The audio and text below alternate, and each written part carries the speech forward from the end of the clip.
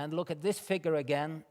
There are three main branches. There's one flow through the deep channel between Greenland and Iceland. There is one flow over the ridge between Iceland and Faroes. And then there's a flow through a channel just a few kilometers west of here. It's actually the deepest channel that crosses this ridge. And the deepest part of that channel are filled with this very cold water on its way out into the Atlantic. I have perhaps a better illustration of the topography here. Here we see the Faroes, and then the bottom here, Faroe Bank, Shetland we have over there. You see there's a channel going in between the Faroes and Shetland, and it turns northwestwards here and goes through the Faroe Bank channel. And through this channel, we have this flow of cold water. It's about 2 million cubic meters per second, which is twice as much as all the rivers in the world.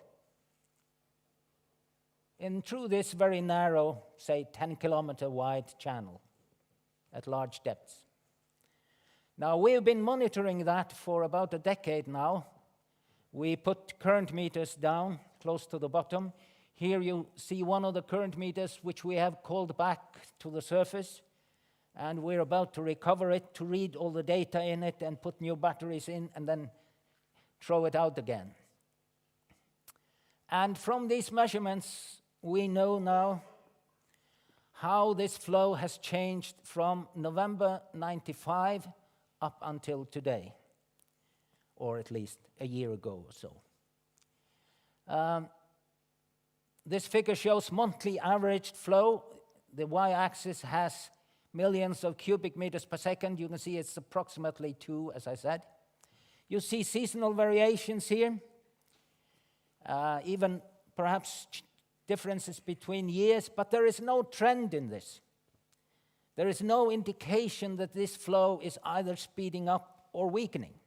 So I think we can say quite definitely that at least this part of the MOC did not weaken in this decade. And we have combined these measurements on this overflow branch with a computer model run at the Danish Meteorological Office, and concluded that when we take all the overflow, it did not weaken in the last half of the previous century. So you can say that this part of the MOC did not weaken. Does that mean that the MOC has not started to weaken?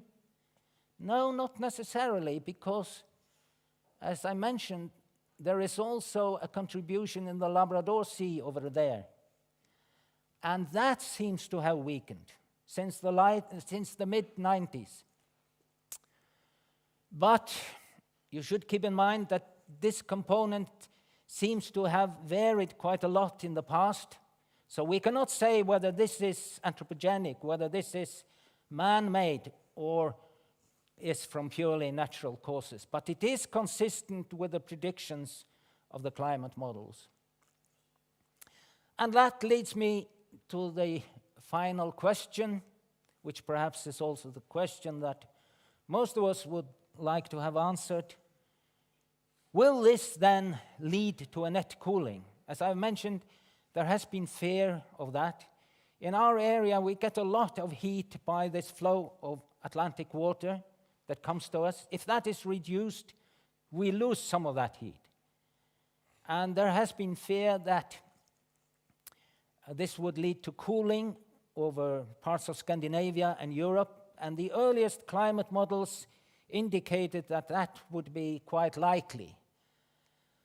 The latest climate models say no, probably not, because partly, I think, because most of the weakening is expected to be in the Labrador Sea, partly because, in addition to this, we have, of course, global warming, which affects the whole globe.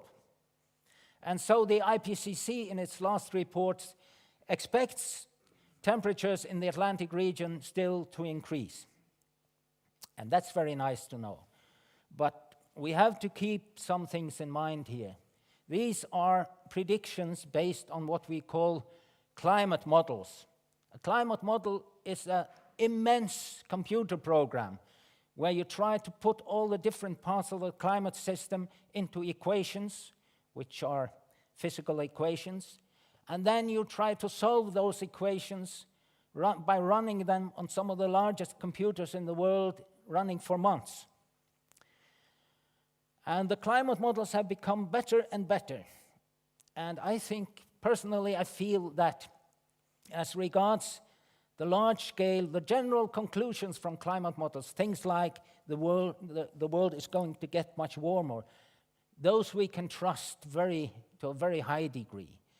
But we should not put too much trust into the details on how will changes be in smaller regions or so. The models are not that good as yet.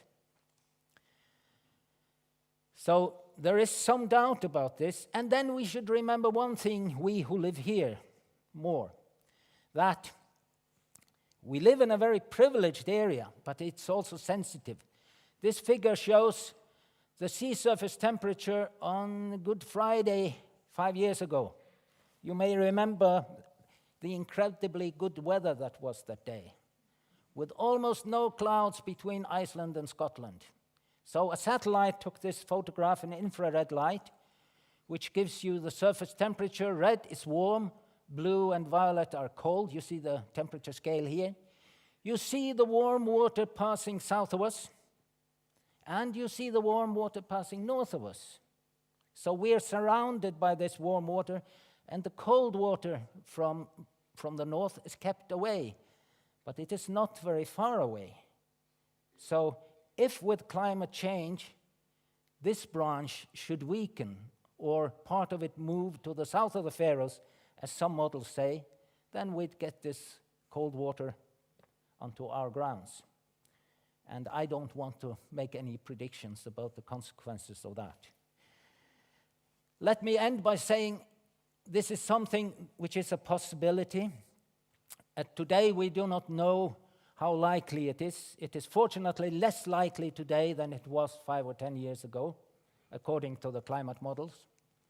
But this is something that we have been working on for a long time to try and answer this question and the more global questions associated with the big circulation. And we have recently started a new project. It's called TOR, Thermaline Overturning at Risk, ? It runs for 3 to 4 years with 20 research institutes in Europe from 9 countries, coordinated from Hamburg and funded by about a little less than 10 million euros from the European Framework Program. We hope that by this project and by similar research that will be answered, we'll be able to answer these questions. Thank you.